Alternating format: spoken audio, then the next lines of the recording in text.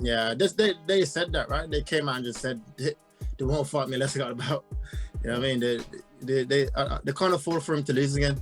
Basically, if he lose, let's say Nate go out there and beats him, his hype is gone. You know what I mean? So they need him to win. They're trying to get him back into the winning column to keep his hype going. And so I believe that's the case. If he fights anyone top 5, I think they beat him. So I think they're trying to hold on to his hype that he's got around him at the moment.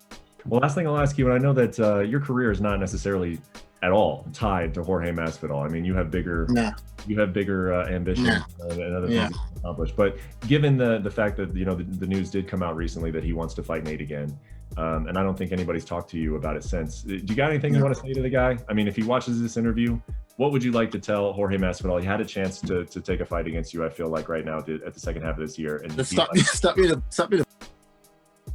Let's fight, right? You say you're Street Jesus and you're BMF. Let's prove the case. You can't go out there and go and fight a guy just battered for 3 rounds and then do it again and say you're the BMF. That's not how it works. So stop being a step up.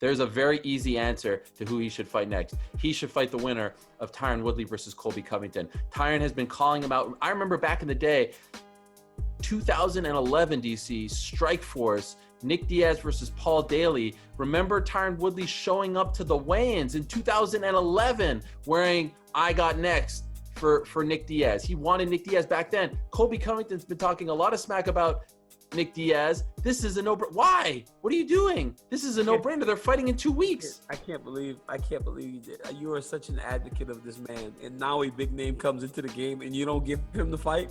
I mean, you are such an advocate. You are such an advocate. No. You're such an advocate for this man. A big name comes. Instead of matching this man up with the big name, you take 2 guys that already have fights, right? And this man, they're fighting in 2 weeks. Wait, stop. But this man that you have been advocating for, a guy that you felt earned a title shot, a guy that nobody wants to fight, is still off the books. He's still not scheduled. And once again, you do exactly what the world has done. Poor Leon Rocky Edwards. No. I mean, you did exactly what the world has done. No. Why? Why not? There's no backstory there. There's no nothing. There's no matter. To that fight. If you're talking just backstory, he'd be fighting Jorge Masvidal. No, but Masvidal's booked. But if we're talking just backstory, he would be fighting Jorge Masvidal. But that's not an option. But that's what I'm saying. I'm talking about Leon Edwards. If we're talking just backstory, it would be 2 Pieces in a Soda or whatever it was called. So backstory doesn't matter all that much. Put Nick Diaz in there with Leon Rocky Edwards. This would be a great fight. And if Nick Diaz can stop the run of Rocky, maybe Nick Diaz gets that title shot. So I think that's the fight.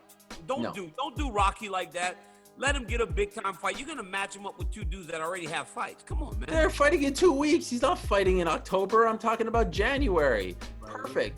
Hey, put him co-main event. Put Nick versus Colby/Woodley co-main event to Nate versus Jorge. I don't know if Nick would like that. Okay, maybe Nick I would take never. That one back. Nick's not gonna. So you're just gonna crap all over Nick Diaz, dude? No. Hey, don't do that. Nick and I have come a long way in our relationship. No, don't do that. Look at the fear in your eyes because don't get me in trouble with Nick. You know what you're doing right now. This is crazy, bro. No. Nick Diaz versus Leon Edwards. That's the fight. That's the fight for me because Nick Diaz puts himself in a situation where he may earn a title fight with 1 big victory. Leon Edwards beats a name like Nick Diaz.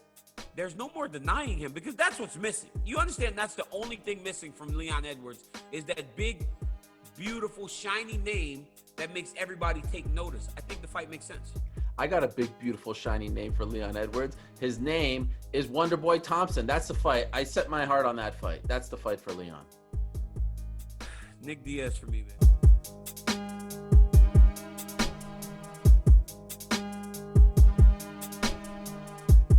Cannot please everybody, and you shouldn't die trying either. Yeah, that's well said.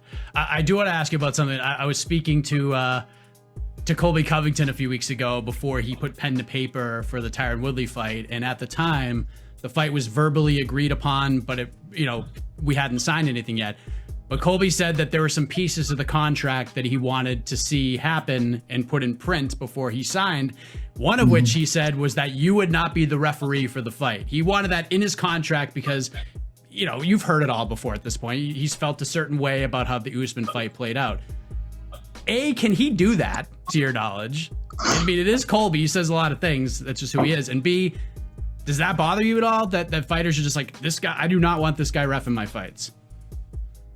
Does not bother me in the slightest. Good luck, Colby. Good luck, Tyron.